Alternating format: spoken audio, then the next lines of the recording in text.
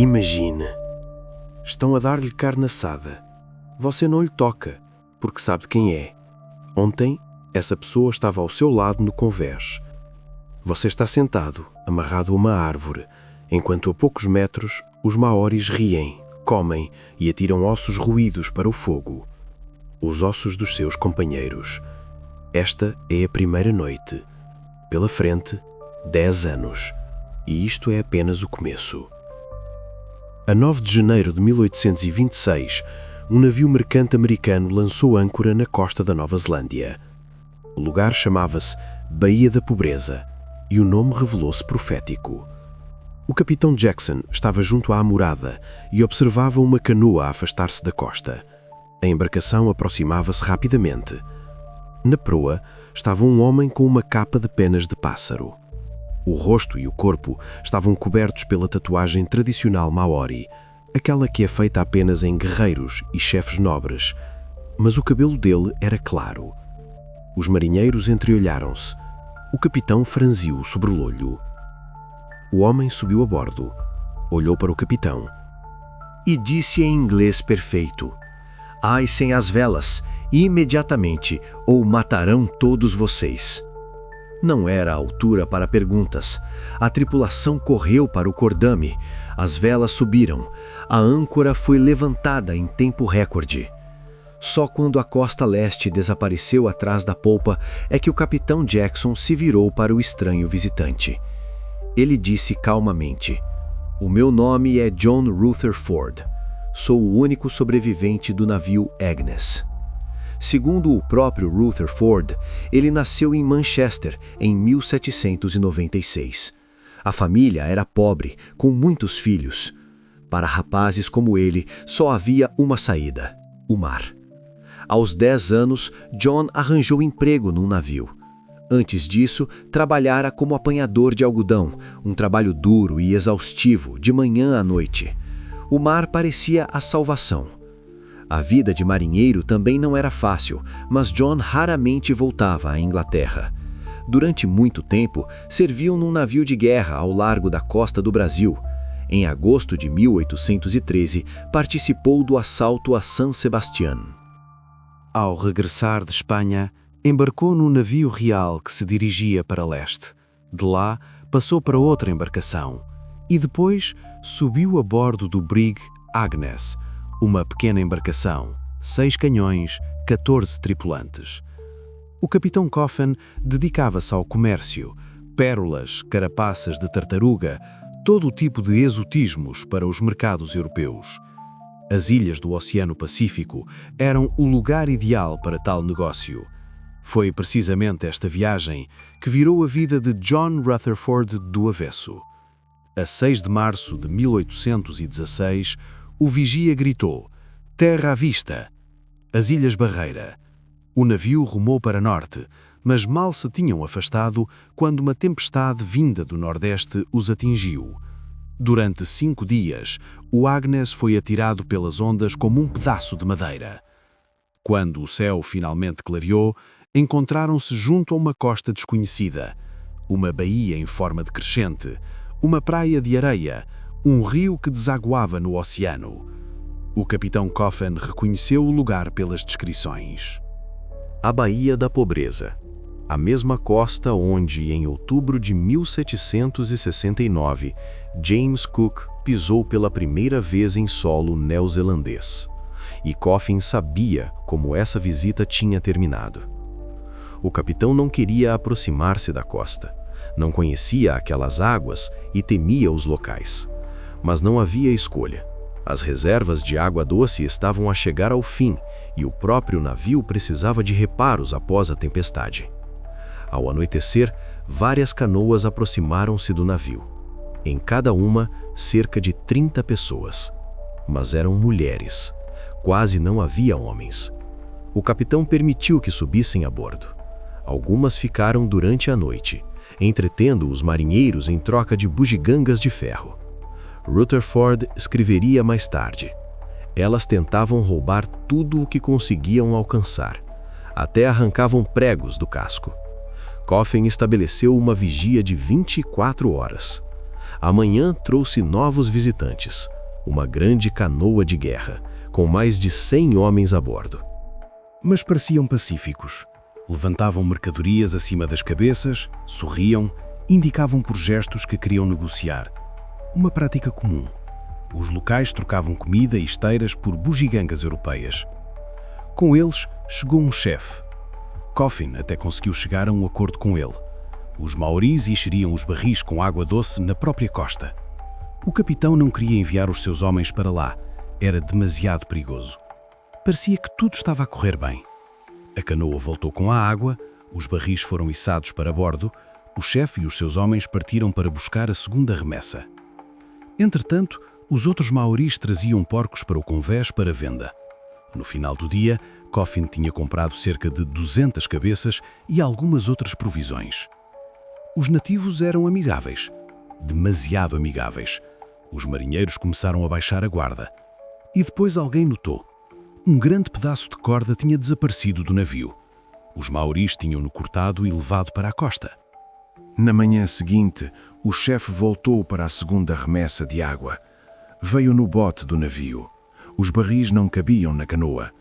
Quando ele atracou, o carpinteiro inspecionou o bote e empalideceu. Quase todos os pregos tinham sido arrancados do casco. Por volta da mesma altura, Rutherford apanhou um dos maoris a roubar chumbo.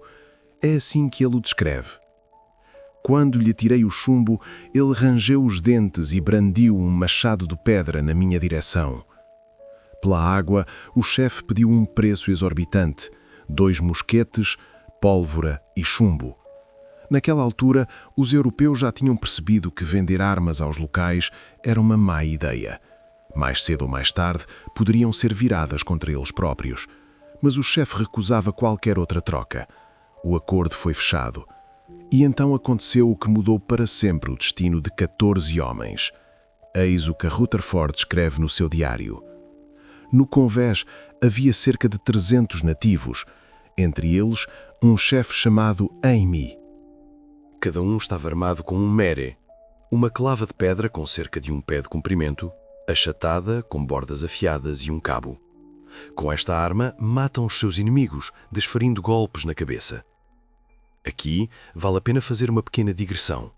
O mere não é apenas uma arma. Para os maoris, é um objeto de enorme valor cultural.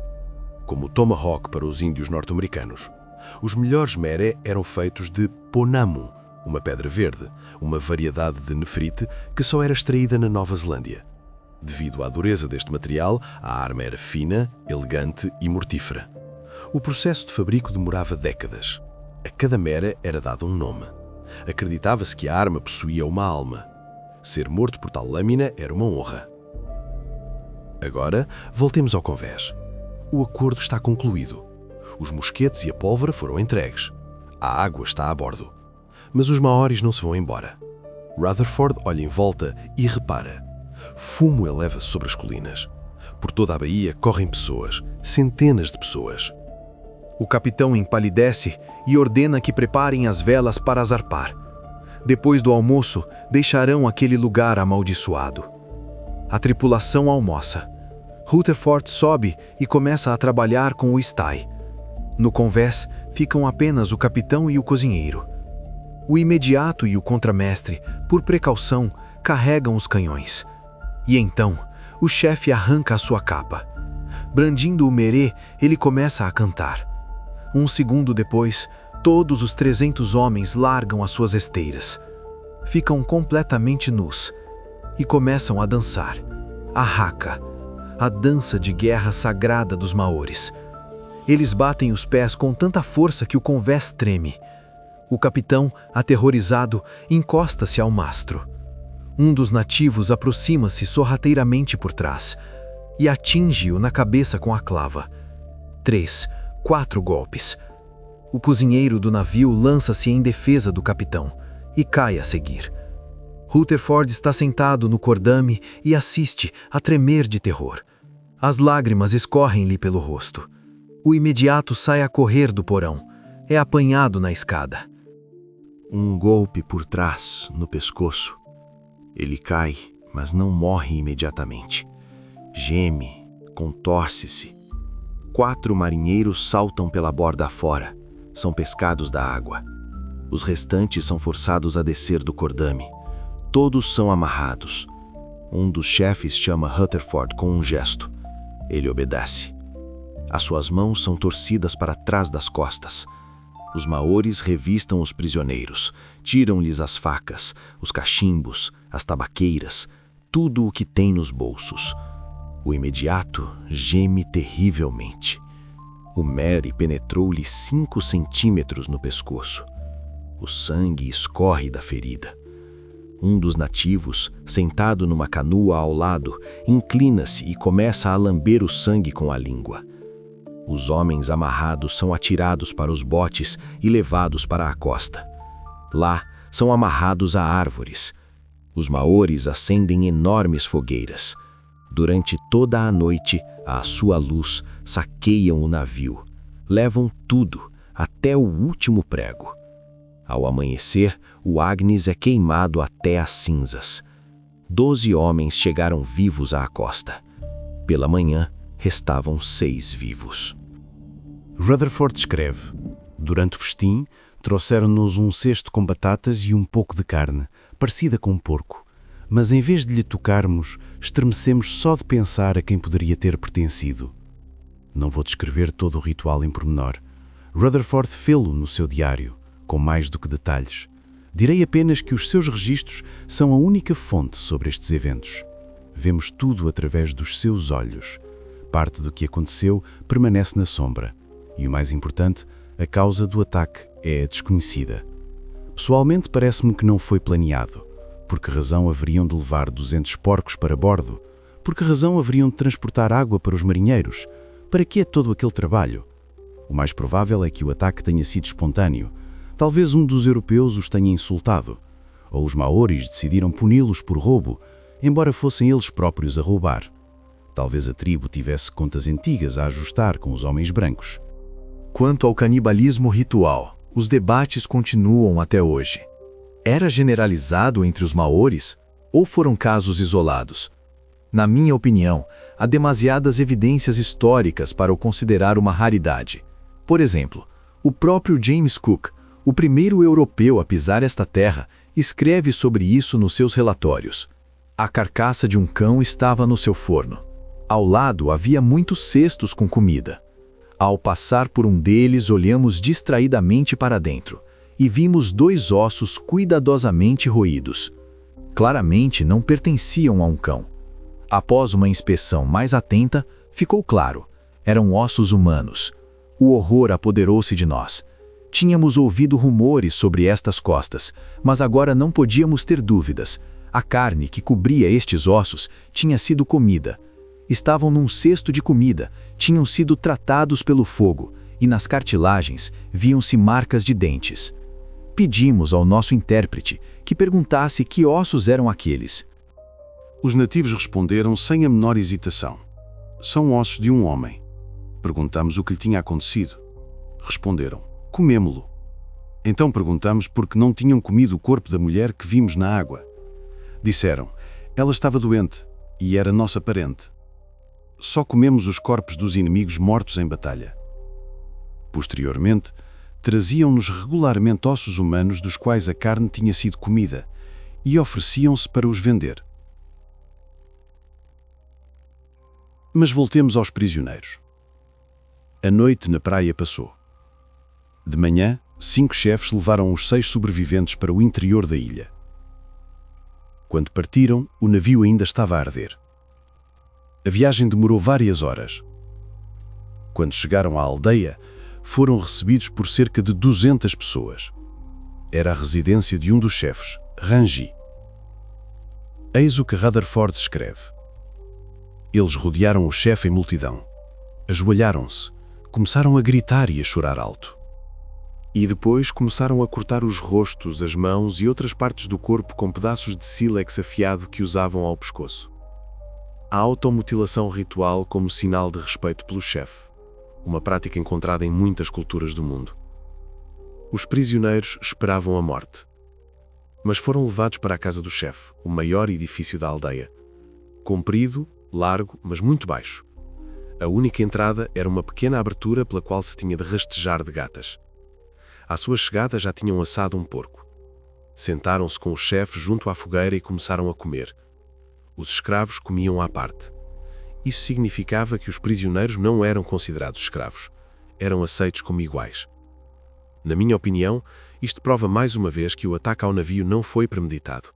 O mais provável é que tenha sido provocado por uma razão acidental, e não pela natureza traiçoeira dos maoris, como foi mais tarde retratado nos livros. Durante o banquete, Rutherford repara que os maoris são muito asseados. Nunca usam os cestos de comida 2 vezes. A única louça reutilizável são as cabaças para a água. E mesmo dessas, bebem sem tocar com os lábios na borda. Depois do jantar, todos se sentaram à volta de uma grande fogueira. Várias mulheres, que Rutherford descreve como bonitas, sentaram-se ao lado dos marinheiros. De vez em quando, tocavam-lhes nas costelas. Os prisioneiros interpretaram isto como uma tentativa de verificar se estavam suficientemente gordos para serem assados. Depois, foram convidados a passar a noite na casa do chefe, um grande edifício sem chaminé, aquecido por fogo aberto no interior. Lá dentro, o fumo era insuportável. Passou mais um dia. Os marinheiros, para sua surpresa, ainda estavam vivos. Além disso, de manhã, o chefe devolveu-lhes as facas e as tabaqueiras que lhes tinham sido tiradas durante a revista. E depois convidou-os para o pequeno almoço: batatas e moluscos. Eis o que Rutherford escreve. Depois do pequeno almoço, chegaram a esposa do chefe, Amy, e as suas 2 filhas. As 3 damas vieram ver-nos. Gostaram dos botões dourados do meu colete. Amy fez-me um sinal para os arrancar. Claro que obedeci imediatamente. O chefe aceitou os botões com alegria. Apertou-me a mão e exclamou: "O homem branco é muito bom." Os marinheiros começaram a suspeitar. Ao que parece, não os iam comer. Mas havia, afinal, uma armadilha. Eis o que aconteceu a seguir. Todos os nativos se sentaram no chão, em círculo. Levaram-nos para o centro. Tiraram-nos a roupa e deitaram-nos de costas. Cada um de nós era segurado por 5 ou 6 homens, e outros 2, sem qualquer aviso, começaram a tatuar-nos. Pegaram num pedaço de carvão de madeira e começaram a esfregá-lo numa pedra com um pouco de água, até obterem um líquido preto e espesso. Depois mergulharam uma ferramenta de osso, parecia um cinzel de jardinagem com bordas afiadas. Pousaram-na na pele. Bateram-lhe por cima com um pequeno pedaço de madeira. A ferramenta entrou na pele como uma faca. O sangue começou a correr. Limpavam-no constantemente com a palma da mão, para verificar se a marca era suficientemente nítida. Se não, aplicavam-na outra vez. E outra. E outra. Havia muito sangue. Para diferentes partes do rosto, usavam ferramentas diferentes. Uma era feita de um dente de tubarão. Outra tinha a forma de uma serra. De diferentes tamanhos, para diferentes padrões. É difícil imaginar o que os marinheiros pensavam naquele momento. Certamente tinham ouvido falar das cabeças secas cobertas de tatuagens. Em Inglaterra eram extremamente populares. Um lord qualquer tirava um troféu desses da prateleira da lareira num jantar de cerimónia e chocava os convidados, que depois discutiam longamente a selvageria daquelas terras. Não é difícil adivinhar. Os marinheiros pensavam que as suas cabeças se tornariam tais lembranças. Mas voltemos ao processo. A dor era muito aguda. Mas não me mexi nem emiti um único som. Os meus companheiros gemiam terrivelmente. Os tatuadores trabalhavam com rapidez e destreza. Passei 4 horas nas suas mãos.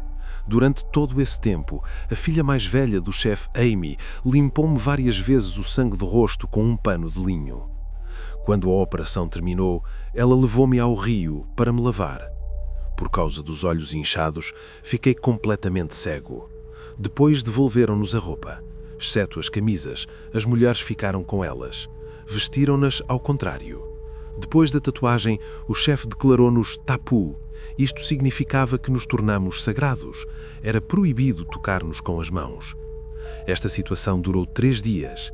Gradualmente, o inchaço diminuiu, a dor acalmou e a minha visão começou a regressar. Mas só recuperei completamente ao fim de 6 semanas. não recebi qualquer assistência médica. Em contrapartida, as 2 filhas do chefe Amy foram muito atenciosas. Sentavam-se muitas vezes ao meu lado e falavam na sua língua, da qual eu ainda entendia muito pouco. A aplicação da tatuagem, Ta'amoko, era um rito de iniciação. Os marinheiros estavam a ser aceitos na tribo. Esta tatuagem era de facto aplicada não com uma agulha, mas com um cinzel de osso. Por causa disso, a pele ficava coberta não só de padrões, mas também de cicatrizes em relevo. Os padrões não eram aplicados apenas no rosto, mas em todo o corpo. Através deles, os maoris reconheciam a pertença à tribo, o estatuto e a linhagem. A tatuagem era uma espécie de árvore genealógica. Nas mulheres, o moco cobria obrigatoriamente os lábios, o queixo e parte do pescoço. Lábios negros eram considerados bonitos. Lábios sem tatuagens pareciam estranhos e feios. Rutherford tornou-se o primeiro europeu a descrever o ritual da tatuagem com tanto pormenor, e, além disso, a experimentá-lo na própria pele. Ele escreve: na parte do país onde se encontrava, os homens geralmente tinham tatuagens no rosto, nas coxas e no peito, alguns abaixo do joelho. Mas ninguém era autorizado a fazer tatuagens na testa, no queixo e no lábio superior, com exceção dos maiores chefes. Quanto mais tatuagens, maior a honra. Um ponto interessante é o termo tapu. Rutherford é um dos primeiros a descrevê-lo. O tapu podia ser imposto pelos chefes a pessoas e objetos. Era uma proibição religiosa.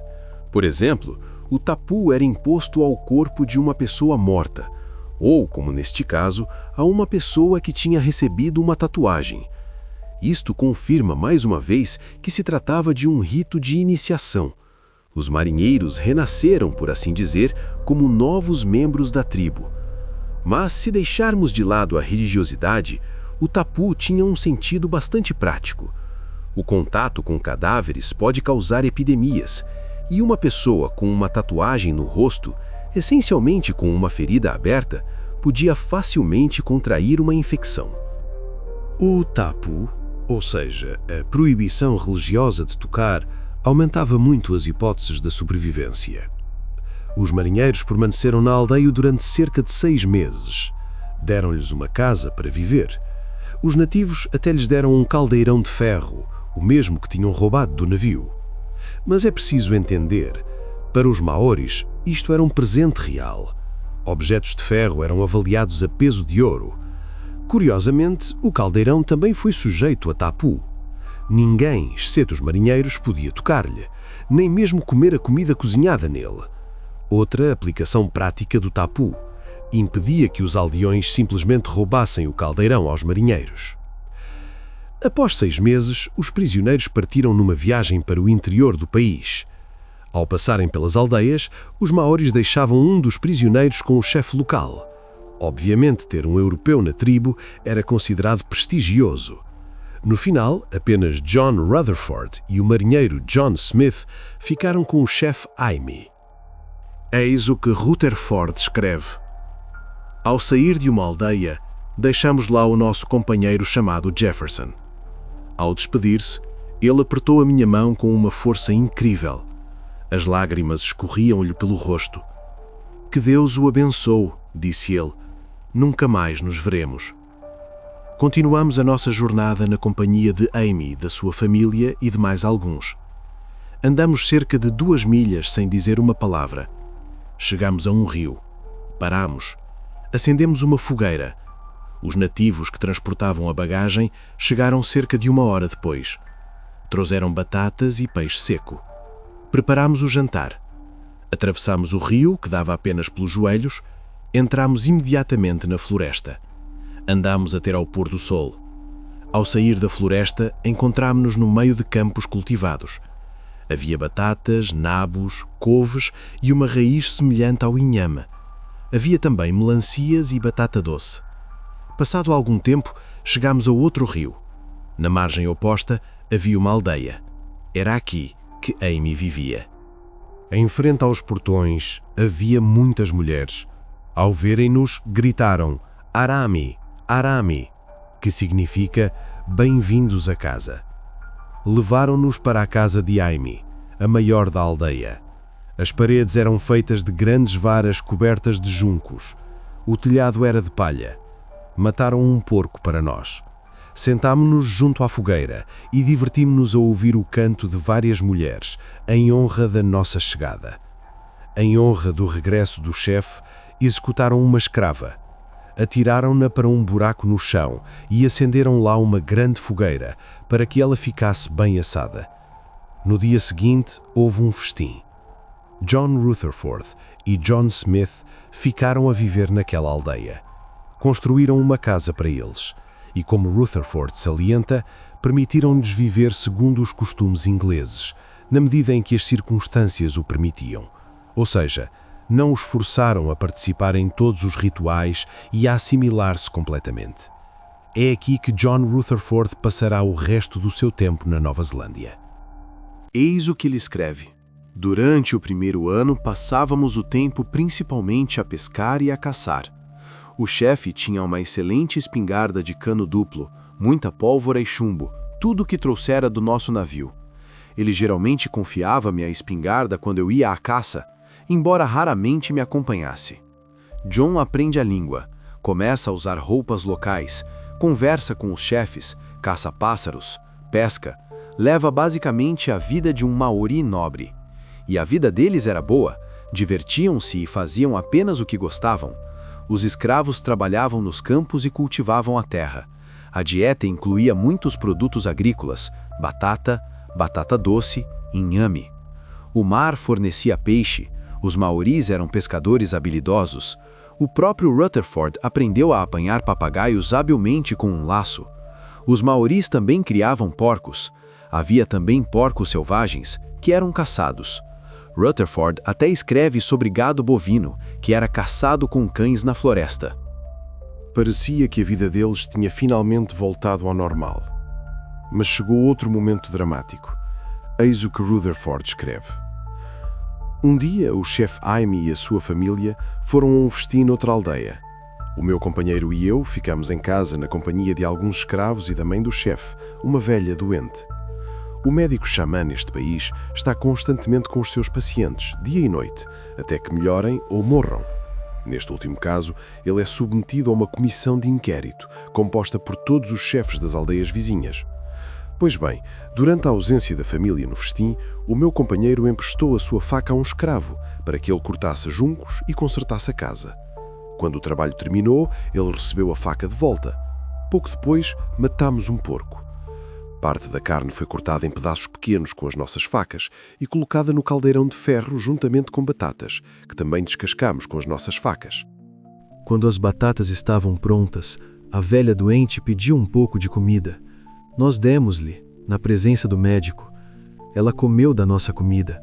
Na manhã seguinte, ela morreu. Não é difícil adivinhar. Os ingleses estavam novamente em grandes apuros. Houve uma espécie de julgamento. Chegaram os chefes das tribos vizinhas. Nesta reunião, o xamã declarou: a mulher morreu por ter comido batatas descascadas com a faca do homem branco, e, portanto, aquele a quem pertencia essa faca deveria ser imediatamente executado. John Smith foi morto. Rutherford foi autorizado a enterrar o seu companheiro segundo o costume cristão. Agora ele estava sozinho. Passaram-se vários anos. John conversava muito com o chefe Aime. Com o tempo, tornaram-se amigos. Eis o que ele escreve. Um dia, Aime chamou-me à sua presença, juntamente com vários outros chefes. Ele contou-lhes sobre os meus sucessos na caça e na pesca. Concluiu dizendo que desejava fazer-me chefe, se eu desse o meu consentimento. Eu concordei de bom grado. Depois disso, o meu cabelo foi imediatamente cortado com uma concha na parte da frente, como os chefes cortam o cabelo. Vários chefes deram-me as suas esteiras, cobertas de ocre vermelho e óleo. A minha cabeça e rosto foram untados com a mesma mistura. Também recebi de presente um belo meri de pedra, que, a partir de então, levei sempre comigo. Assim, O marinheiro comum John Rutherford tornou-se um chefe maori. Após ser nomeado para este cargo, ele teve de se casar imediatamente. Eis o que ele escreve. Quando me tornei chefe, Amy aconselhou-me a tomar 2 ou 3 esposas. Os chefes têm o costume de ter tantas esposas quantas considerarem necessárias. Eu concordei em tomar 2. Apresentaram-me cerca de 60 mulheres. Nenhuma me agradou. Então Amy disse que um tapo de 3 dias me tinha sido imposto, no final dos quais ele levar-me-ia ao acampamento do seu irmão, onde eu encontraria muitas outras mulheres. Fomos ao acampamento no tempo combinado. Várias mulheres foram desfiladas diante de nós. Olhei para as 2 filhas de Amy, que nos seguiram e estavam sentadas na relva. Aproximei-me da mais velha e disse que a escolhia. Ela imediatamente gritou e fugiu. 2 nativos largaram as suas capas, seguiram-na, apanharam-na e trouxeram-na de volta, por ordem de Amy. Eu aproximei-me e agarrei-lhe a mão. Os nativos largaram-na. Ela caminhou silenciosamente comigo até o seu pai. Baixou a cabeça e riu. Amy chamou agora a sua outra filha. Ela também veio, a rir. Ele aconselhou-me a ficar com as 2. Virei-me para elas e perguntei se estavam dispostas a ir comigo. Ambas responderam sim. A minha esposa mais velha chamava-se Exu, a mais nova Epeca. Ambas eram bonitas, dóceis e bem-humoradas. Rutherford não era o único inglês na ilha. Quando viajou para uma aldeia remota, encontrou um homem muito interessante. Eis o que ele escreve. Encontrei um inglês chamado James Maury. Ele contou-me que fora grumete no navio Sydney Cove. Este navio ancorara perto do Cabo Sul. Ele e alguns marinheiros foram enviados para a costa num bote, com o objetivo de negociar com os nativos. Lá, ele foi feito prisioneiro e ficou a viver entre os maores. Desde então, casou-se, viveu na aldeia durante 8 anos e adaptou-se tanto aos costumes e ao modo de vida dos nativos que decidiu nunca mais os deixar. Ele tinha 24 anos, bonito, de estatura média, com muitas tatuagens. Também se tornou chefe e acompanhava frequentemente os nativos nas guerras. Falava a língua deles. Tinha esquecido muito do seu próprio povo.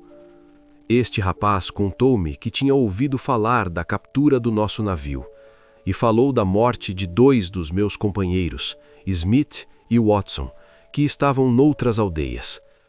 Fiquei naquela aldeia durante 6 semanas. Todo esse tempo passei à procura de um navio que passasse pelo estreito no qual eu pudesse escapar, mas não tive a sorte de ver nenhum. No entanto, mantive a minha intenção em segredo dos maoris. Aquele rapaz era demasiado afeiçoado aos nativos e poderia trair-me. A vida de Rutherford não consistia apenas em pescar e comer porco com batatas. Como chefe, esperava-se que participasse nas guerras, e estas aconteciam com bastante frequência entre as tribos. É assim que ele descreve um desses eventos. Haveria uma guerra. Chegou o dia da partida. Fui com todos os outros. Armei-me com as minhas armas, um par de pistolas, uma espingarda de caça de cano duplo. Levei um pouco de pólvora, balas e uma grande quantidade de chumbo de pato, com o objetivo de caçar durante a viagem. 500 guerreiros maoris partiram para a campanha militar. Acamparam perto de um rio. Do outro lado estava o exército inimigo. Chegaram mensageiros. Um deles informou: no destacamento inimigo também há um homem branco. Ele ouviu falar de mim e quer ver-me. Os chefes inimigos querem ver-me. Dar-me-ão permissão para atravessar o rio e depois voltar. Garantem a minha segurança. Era perigosa, mas eu queria muito ver aquele homem. Concordei em ir. Não me permitiram levar armas. Tiraram-me as pistolas. Quando cheguei à margem oposta, vários chefes saudaram-me da maneira habitual, tocando o meu nariz com o deles. Depois, sentei-me no meio deles ao lado do homem branco. Ele disse que o seu nome era John Mallman. Era natural de Port Jackson.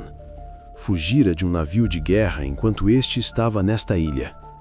Desde então, vivia entre os maores com um chefe chamado Ram Mati, com cuja filha se casara. Disse também que estivera recentemente na Baía das Ilhas e vira lá vários missionários ingleses. Enquanto eu estava entre estas pessoas, um escravo foi levado a um dos chefes.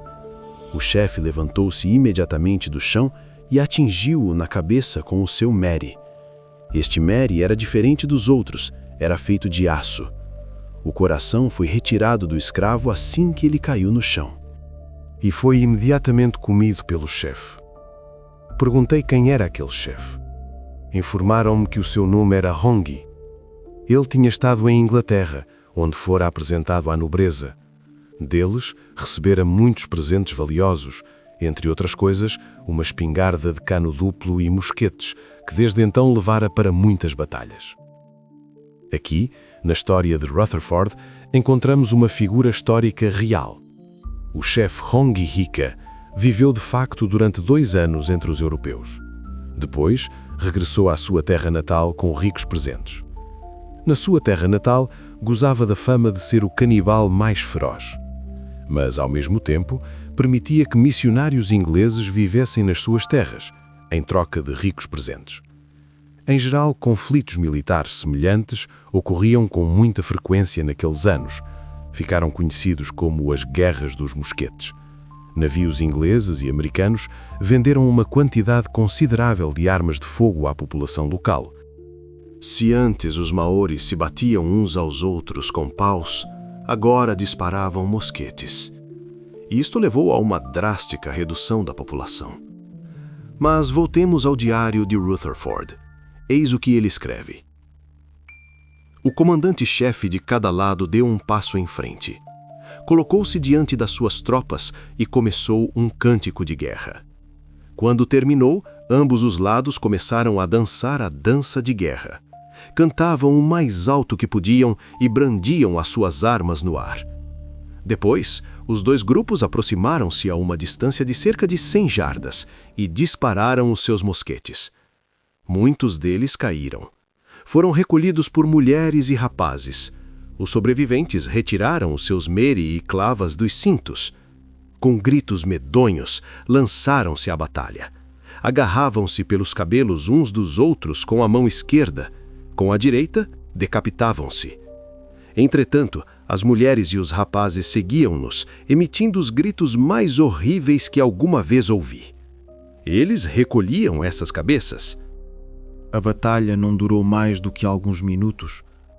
O inimigo começou a recuar. O nosso grupo começou a persegui-lo através da floresta. Alguns deles, na sua fuga, atravessaram a colina onde eu estava. Um dos guerreiros atirou-me uma lança farpada. A lança ficou presa na parte interior da minha coxa esquerda. Posteriormente, foi retirada por 2 mulheres com a ajuda de uma concha de ostra.